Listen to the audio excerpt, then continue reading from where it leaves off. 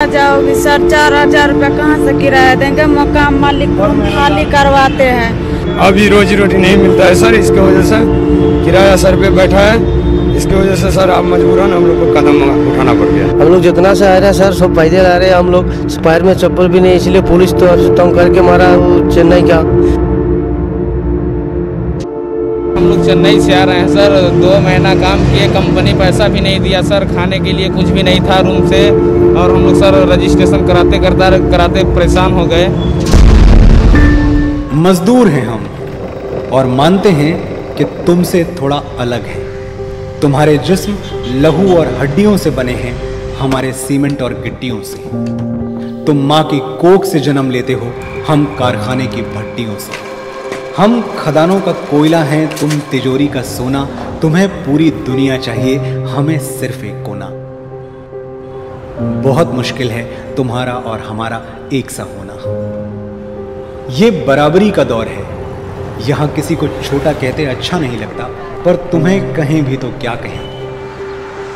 तुम बेचारे महंगे मर्तबानों के मारे अपनी प्यास के लिए मिट्टी के प्याले नहीं कमा पाए। जिंदगी भर दौड़ते रहे और हमारी तरफ पैरों के छाले नहीं कमा पाए। स्क्वायर फीट्स के बाशिंदों, कभी जमीन बिछा के सोए हो क्या? ब्रेग्जिट पे आंसू बहाने वालों, कभी भारत मिलाप देख के रोए हो क्या? तुम्हारे जख्म मरहमों के मोहताज हैं और हमें चोट लग जाए तो धूप के फरिश्ते आके अपनी उंगलियों का सेंक देते हैं। तुम्हारे पास दुखों के वो हीरे कहां जो हमारे बच्चे खेल के फेंक देते हैं। तुम जुगनुओं के जागीरदार, हम तड़कता हुआ आफताब हैं। तुम नक्शों पे खिंची तंग दिल हकीकत, हम नई दुनिया का दरिया दिल ख्वाब हैं। तुम सिर्फ जिंदाबाद हो, हम इनकलाब हैं। यानी तुम बहुत मामूली हो, हम बहुत नायाब हैं। इसलिए आज हम अपनी गलती कबूल करते हैं।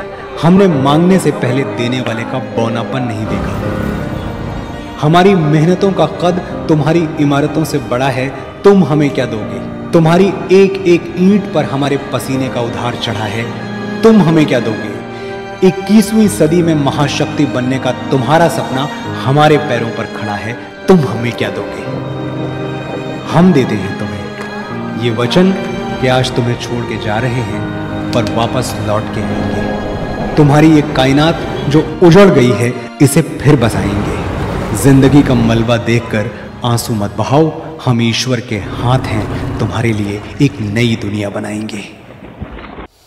न अगर न मगर, बड़ी दूर है जिंदगी की डगर। मुश्किलें आती और जाती हैं, लेकिन अपना निशान छोड़ जाती हैं। मुसीबतों को हराकर जो अपनी नई इबारत तैयार करे और आगे बढ़े, वही तो असल मायनों में योद्धा कहलाता है। शायद ऊपर वाले को भी यही मंजूर था और यही उसने पूरी दुनिया को एक संक्रमण का मुकाबला करने के लिए यूं ही छोड़ दिया। जो मजदूर गांव छोड़कर शहर पहुंचे थे अपने सपनों को हकीकत में बदलने के लिए, उन्हें क्या पता था कि एक दिन ऐसा भी आएगा जहां उन्होंने अपने पसीने को बहाकर अपनी उम्र से लंबी सड़क बनाई है। अपने सपने से ऊंची इमारत को बनाने में अपना कंधा झुका लिया।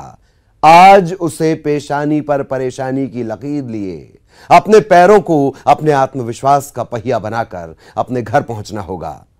नमस्कार, मैं हूं ललित प्रजापति और आप देख रहे हैं मजदूरों की हकीकत बयां करने वाली हमारी पेशकश, रुके न पांव, दूर है गांव। एक बीमारी जिसने महज कुछ महीनों में ही महामारी का रूप ले लिया। इस बेरहम वायरस का जाल करीब करीब पूरी दुनिया में इस तरह फैला कि हर तरफ अफरा तफरी मच गई। इसे देखते हुए अपने मुल्क में लोगों की आवाजाही पर नकेल कस दी गई। शहरों की चमचमाती रोशनी पर लॉकडाउन लगा दिया गया। लेकिन उसी शहर के छोटे कमरे में रहने वाले मजदूरों के निवाले पर लगने वाला अंकुश उन्हें ज्यादा दिन तक रोक ना सका। और फिर क्या था, वो जैसे तैसे निकल पड़े अपने आशियाने, अपने आंगन की तरफ। 3 महीना से बैठे, 1 रुपया कोई काम नहीं, भूखे प्यासे टाइम पर कुछ मिले नहीं, इसलिए अपना सामान लेके जा रहे। हम आप कभी नहीं आऊंगा, कभी नहीं आऊंगा यार। इनमें से शायद ही किसी को अंदेशा रहा होगा कि एक दिन ऐसा भी आ सकता है। वक्त करवट लेता है तो ये सबको पता है, लेकिन ये कुछ इस तरह रंग बदलेगा, ये तो किसी ने सपने में भी नहीं सोचा था। सालों की मेहनत के बाद तिनका तिनका जोड़कर इन मेहनतकश लोगों ने अपना आशियाना बनाया था। कोई मुंबई की धारावी में था तो कोई अहमदाबाद के मील में पसीना बहा रहा था, तो कोई दिलवाली कही जाने वाली दिल्ली में इस उम्मीद में मेहनत कर पाई पाई जोड़ रहा था कि अपने गांव भेजेगा। लेकिन अचानक उसे ही गांव की दौड़ लगानी पड़ गई। जो जितना समेट सकता था समेट कर पैदल ही चल पड़ा। जहन में फिक्र तो थी लेकिन जुबान पर किसी से शिकायत भी नहीं। टनकपुर से जा रहे हैं तो शहर संबंधी से आए हैं, जा रहे हैं ओपी। ये तो क्या काम करते थे वहाँ? मैं छनाई। तो आपको ठेकेदार ने जाने के लिए व्यवस्था नहीं करी? कोई व्यवस्था नहीं। क्यों? वो बोला है जैसे निकल पाए वैसे निकलो। आप बच्चों के साथ आ रही हो, तकलीफ नहीं हो रही है क्या आपको? तकलीफ हो रही तो क्या करें? हाँ, पैदल जाना तो जरूरी है। भारत निर्माण का सपना जिनके मजबूत कंधों पर चढ़कर जमा हो रहा था, वो अपने कंधों पर बच्चों को बिठाए चले जा रहे थे। किसी की गोद में दुधमुहा बच्चा था तो किसी की गोद में अपनी मां को उठा रखा था। इन तस्वीरों की कोई गिनती नहीं। तस्वीरें आती रही, दिल दहलाती रही। दुख और बेबसी का कारवां फिर भी चलता रहा। देश ने नेशनल हाईवे का जाल बिछा दिया, इस उम्मीद में कि हम अमेरिका, चीन और जापान का मुकाबला करेंगे।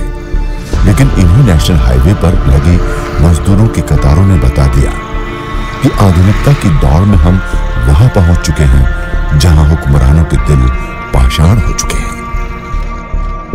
रोजी रोटी की चाह में आए थे तो एनसीआर में, लेकिन जैसे ही लॉकडाउन लगा ना तो रोजी रही ना रोटी रही। उसके बाद एक ही तरीका बचा, वो था घर जाने के लिए। घर जाने के लिए भी तमाम कवायदें इन मजदूरों को करनी पड़ी और यही कारण भी रहा कि ये घर से पैदल ही निकल गए। ऐसे कई मजदूर हैं जो अभी भी सड़कों पर निकले हुए हैं, उनसे जानेंगे, बात करेंगे। और जी कहाँ के रहने वाले हैं? हम बिहार के रहने वाले हैं सर, पूर्णिया से चल रहे हैं। आज हम सुबह निकले हैं सर। जी पैदल। उसका कोई इंतजाम? कोई इंतजाम नहीं है सर। आप कहाँ चले हैं? आपके पैर बता रहे हैं काफी देर से आप चल रहे हैं। कहाँ से आए हैं? दिल्ली से आ रहे हैं सर। दिल्ली से। दिल्ली से जी, बिहार जाना है। तो रोजी रोटी तो रही नहीं? जी नहीं, काम धाम 2 महीने से बैठे हूँ, कोई खाना पीना कुछ नहीं मिल रहे, इसलिए चल दिए। क्या करते? कोई अपने गांव से सैकड़ों मील दूर था तो कोई उन गलियों में बचपन में खेलने कूदने की यादों को संजो रहा था। हर तरफ फिजाओं में बेबसी और हर चेहरे पर मायूसी की लकीर साफ दिख रही थी। इस बुरे दौर में सभी को बस अपनों की फिक्र थी तो जुबान पर उनका ही जिक्र। चिंता की गठरी का भार दिनों दिन मन पर बढ़ता ही जा रहा था, लेकिन उस गठरी की एक भी गांठ हाथों की उंगलियों से खुलती नजर नहीं आ रही थी। इस दौर की परेशानी ने पेशानी पर फिक्र की लकीरों को इतना बढ़ा दिया कि ना ही कोई रास्ता सूझ रहा था और ना ही उससे निपटने का कोई उपाय नजर आ रहा था। मन में बस एक ही सवाल बार बार गूंज रहा था कि आखिर कब और कैसे एक वायरस ने पूरी दुनिया को अपने जद में जकड़ लिया, जिसका खामियाजा मुफलिसी में जीने वालों को अपनी मौत से चुकता करना पड़ रहा है।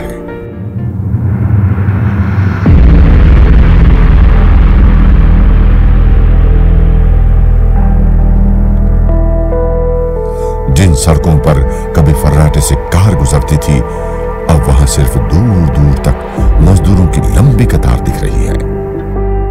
वो बेबसी का चादर ओढ़े बिना किसी साधन के सहारे अपने विश्वास को अपने पैरों का पहिया बनाकर एक शहर से दूसरे शहर की सारी सरहदों को पार कर निकल पड़े हैं, अपनों के बीच फिर से खुशियां लौटाने और बाकी बची जिंदगी को जीने के लिए, क्योंकि उन्हें ना तो अब किसी पर भरोसा रहा और ना ही किसी पर एतबार। मजदूर मन से मुलायम और उनके इरादे लोहा होते हैं, तभी तो उनके लिए कुछ भी नामुमकिन नहीं होता। माना कि वो प्लेन की तरह हवा में उड़ान नहीं भर सकते, ट्रेन की तरह लोहे की पटरियों पर सरपट नहीं भाग सकते और कार की तरह सड़क पर रफ्तार नहीं बना सकते, लेकिन उनके हौसले इतने लाजवाब होते हैं कि वो ये सब बना सकते हैं जिस पर सवार बाकी लोग अपनी मंजिल तक पहुंचते हैं।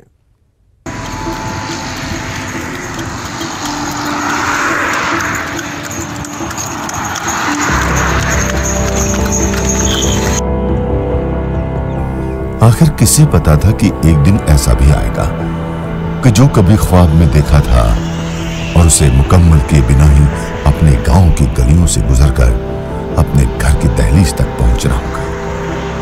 मन में निराशा और चारों ओर जानलेवा जहर का कहर इस कदर हवाओं में अपना संक्रमण फैला चुका है कि हर कदम पर दिल में डर और मन में अपनों का ख्याल आ जाता है। बस उसी ख्याल को अपनी ढाल बनाकर शहर के कमरे को छोड़कर निकल पड़े हैं अपने गांव के घर की ओर। यूं तो शहर से गांव बहुत दूर है, लेकिन अगर मजदूर मन से मुलायम और उसके इरादे लोहा हो तो कुछ भी नामुमकिन नहीं हो सकता।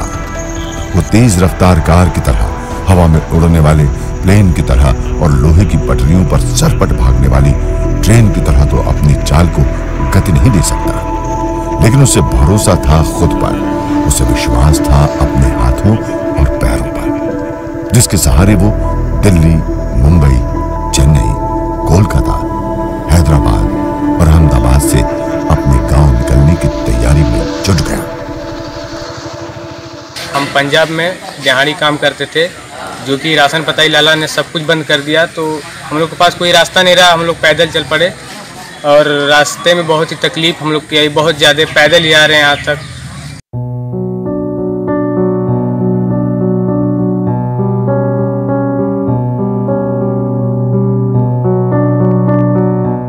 लॉकडाउन के दौरान बंद हो चुके कमाई के साधन के बाद रोज कमाने और खाने वाले मजदूरों के सामने 2 जून की रोटी की चिंता सताने लगी। जब तक घर में अनाज का दाना था तब तक उन्होंने सरकारी फरमान का पालन किया, लेकिन उनके सामने विकट समस्या उस वक्त मुंह बाएं खड़ी हो गई जब उनके किचन में पेट भरने के लिए राशन का एक टुकड़ा भी नहीं बचा। करो या मरो की स्थिति को महसूस कर उन्होंने घर के सामान को समेटकर सिर पर गठरी और गोद में बच्चा लिए निकल पड़े। एक तरफ कोरोना का कहर तो दूसरी ओर चिलचिलाती धूप उनकी राह रोकने की कोशिश करती, लेकिन मजदूर बेबसी के इस आलम में भी अपने परिवार के साथ अपना दम लगाकर खड़ा रहा।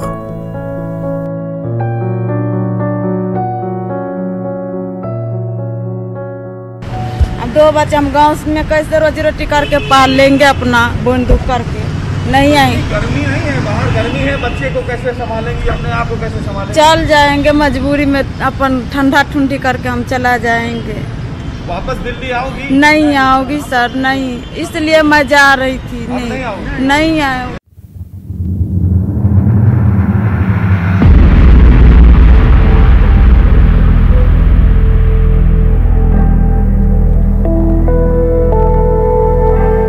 लॉकडाउन के वक्त मजबूरी की मार झेल चुके मजदूर पलायन की सोच चुके थे कि एक अफवाह उन पर भारी पड़ गई। ये अफवाह महज कुछ घंटों में इस कदर हवा में फैल गई कि दिल्ली यूपी बॉर्डर पर मजदूर बड़ी संख्या में तेजी से पहुंचने लगे।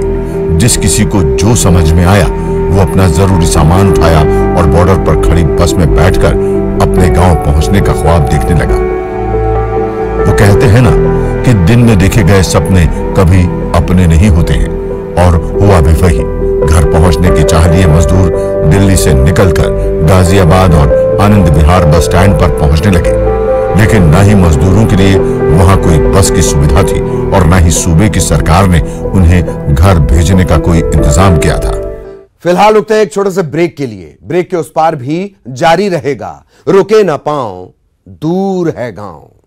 भट्टी में जो तपता है इंसान वही मैं हूँ, कूड़े से जो बिनता है सामान वही मैं हूँ, सीवर में खदानों में हर रोज उतरता है लेकर के हथेली पर जो जान वही मैं।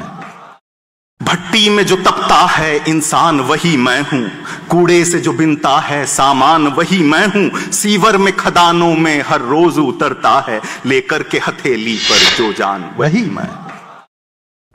अपनी उम्र से लंबी सड़क बनाने, अपनी लंबाई से ऊंची इमारत बनाने, अपने सपने से बेहतर शहर बनाने वाले इन मजदूरों की दुर्दशा को पूरा मुल्क अपनी आंखों से देख रहा था। फिर भी ना ही कोई उसकी इस मुश्किल वक्त में उसके साथ खड़ा हुआ, ना ही कोई उसकी उम्मीदों पर खरा उतरा।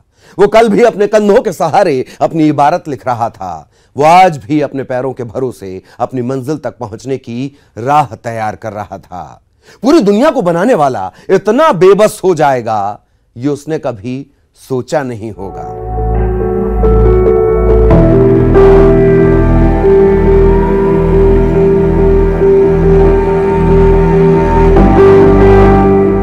जिसने अपनी उम्र से ऊंची इमारत को बनाने में अपने कंधे को झुका लिया, जिसने दिन रात मेहनत कर लाखों किलोमीटर की चमचमाती सड़क को तैयार कर दिया, जिसने मिल कारखाना और कंपनियों को बुलंदी तक पहुंचाने के लिए भट्टियों में खून पसीना झोंक दिया, जिसने गांव से मीलों दूर शहर पहुंचकर अपने सपने को पूरा करने के लिए अपनों का साथ छोड़ दिया, आज उसे इस संक्रमण के दौर में उसकी वफादारी का इनाम भी कुछ ऐसा मिला जिसे देखकर उसका दिल भर आया और वो जैसे तैसे गांव जाने को मजबूर हो गया। संकट की सबसे बड़ी चोट अगर किसी पर पड़ी है तो हमारे गरीब, मजदूर, श्रमिक वर्ग पर पड़ी है। उनकी तकलीफ, उनका दर्द, उनकी पीड़ा शब्दों में नहीं कही जा सकती। हम में से कौन ऐसा होगा जो उनकी और उनके परिवार की तकलीफों को अनुभव न कर रहा।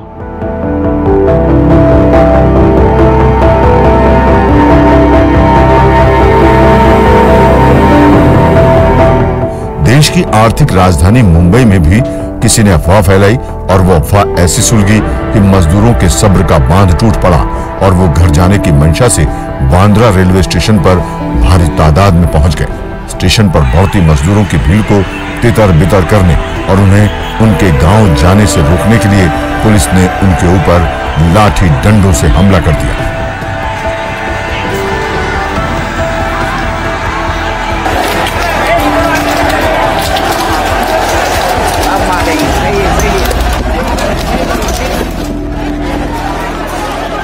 बेबसी की चादर ओढ़े मजदूर मजबूर से नजर आने लगे, लेकिन उन्होंने अपने आक्रोश को अपने जहन में दफन कर अपने पैरों पर भरोसा कर निकल पड़े अपने गांव की ओर। और क्या करें, क्या भाई मजबूरी है। अच्छा, ना कुछ खाने का है ना कुछ रहने का इंतजाम है। करके कंपनी में काम करते थे मेरे पति, और कंपनी 2 महीने 14 मार्च से बंद है। वहाँ पैसा वैसा कुछ नहीं मिल रहा है। पैदल कैसे पहुँचेंगे? कोटा तो बहुत दूर है। क्या जाना पड़ेगा मैडम, मुसीबत में क्या करें, वहाँ भी तो बच्चे परेशान हो गए। आदमी वैसे भी मर जाएगा, इससे बढ़िया गांव चला जाए, वही सही है। बस इतना है, पहुंच जाए कैसे भी पहुंच जाए। यहाँ रहेगा तो वैसे भी मर जाएगा। ऐसा क्यों बोल रहे हैं? यहाँ पर मैडम काम भी नहीं करने दे रहे हैं। काम नहीं करेंगे तो खाएंगे क्या? तो खाएंगे नहीं तो रहेंगे क्या? वैसे ही मर जाएंगे। इससे तो अपने घर पे जाके घर का तो खा लेंगे। घर जाने की बेताबी क्या होती है, जरा कोई इन मजदूरों से पूछे जो न जाने कितने दिनों से अपनी उंगलियों पर घर जाने के दिन गिन रहे थे, जिसे देखकर सरकार का भी दिल पसीजा और उसने मजदूर दिवस पर मजदूरों को तोहफे में घर जाने के लिए रेल सेवा की शुरुआत कर दी।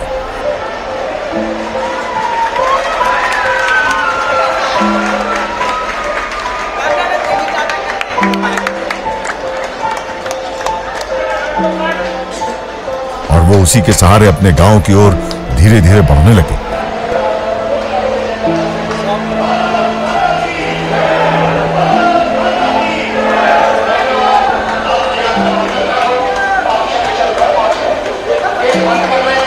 लेकिन सवाल इस बात का है कि जो मजदूर सैकड़ों हजारों किलोमीटर की पैदल यात्रा करने के दौरान काल के गाल में समा गए, उनकी मौत की जिम्मेदारी कौन लेगा?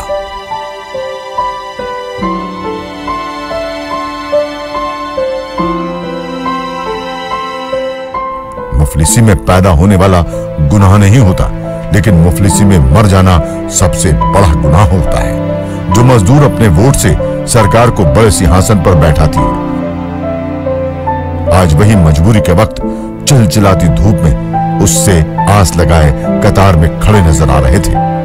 ये वक्त का सितम है, ज्यादा देर ठहर नहीं पाएगा, लेकिन एक दिन ऐसा भी आएगा जब संक्रमण का सितम छटेगा और खुशहाली की बयार बहेगी।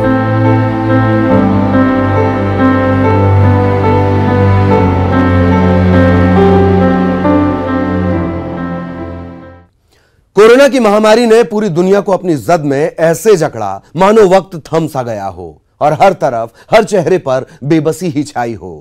तभी तो अन्न के एक एक दाने के लिए मोहताज मजदूरों ने पलायन का मन बना लिया और लॉकडाउन में अपने पैरों पर अपना भरोसा जताकर निकल पड़े अपने आशियाने की ओर, जहां से वो कुछ सालों पहले शहर पहुंचे थे अपने सपने को साकार करने के लिए। लेकिन वक्त ने ऐसी करवट बदली कि कुछ अभागों के न अपने सुरक्षित बचे और ना ही सपने पूरे हुए।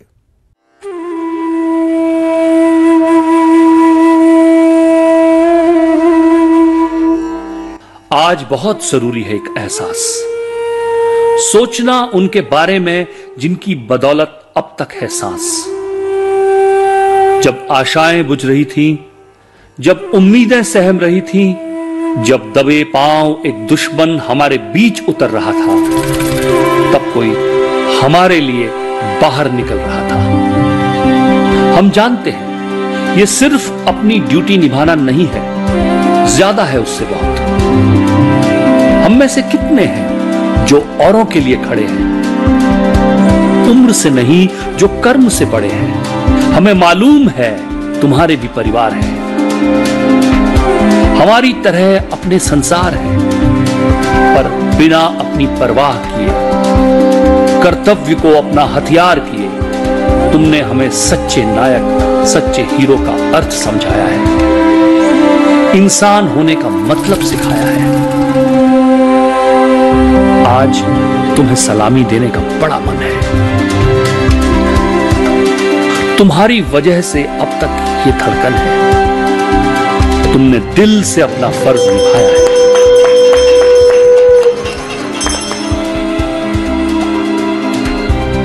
अब बारी हमारी है। कोरोना से लड़ना हमारी भी जिम्मेवारी है। एक बार फिर तुम्हें शत शत नमन, सौ सौ सलाम।